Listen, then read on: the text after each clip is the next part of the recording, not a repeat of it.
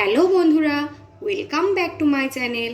আজকে আমি তোমাদের সাথে সবজি দিয়ে রুই মাছের পাতলা ঝোল রেসিপিটি শেয়ার করছি, তোমরা দেখতে থাকো। কড়াই আমি তেল নিয়ে নিচ্ছি।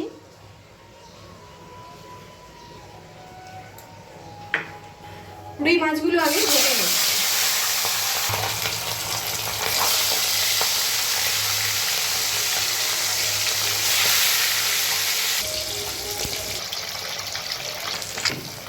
মাছগুলো আমার ভাজা হয়ে গেছে, আমি তুলে নিচ্ছি এক এক করে।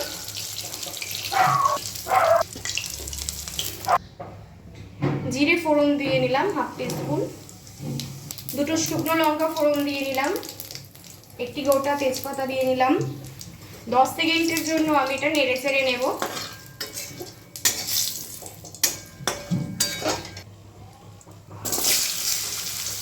রুই মাছের পাতলা ঝোল করবো আমি সবজি দিয়ে, তো সবজিগুলো আমি হালকা করে ভেজে নেব।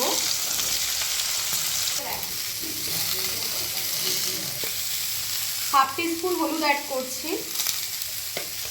হাফ টিস্পুন নুন অ্যাড করছি।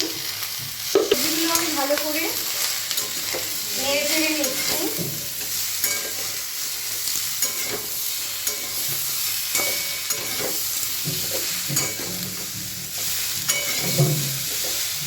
গ্রেট করা আদা বাটাটা আমি দিয়ে দিচ্ছি 1 টিস্পুন।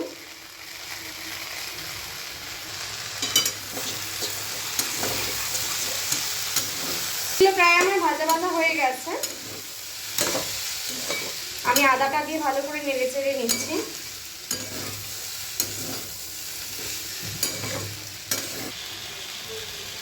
এক টিস্পুন জিরের গুঁড়ো অ্যাড করলাম, সামান্য পরিমাণে চিনি অ্যাড করলাম,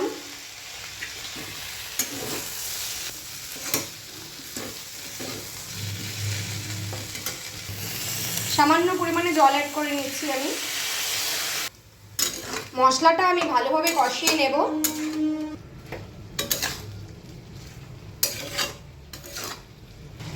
দুটো কাঁচা লঙ্কা আমি মাঝখান থেকে চিড়ে দিয়েছি।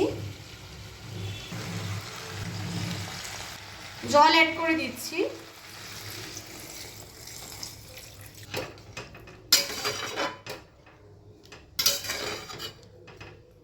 ঝোলটা আমার ফুটছে, আমি মাছগুলো সবজির মধ্যে দিয়ে দেব।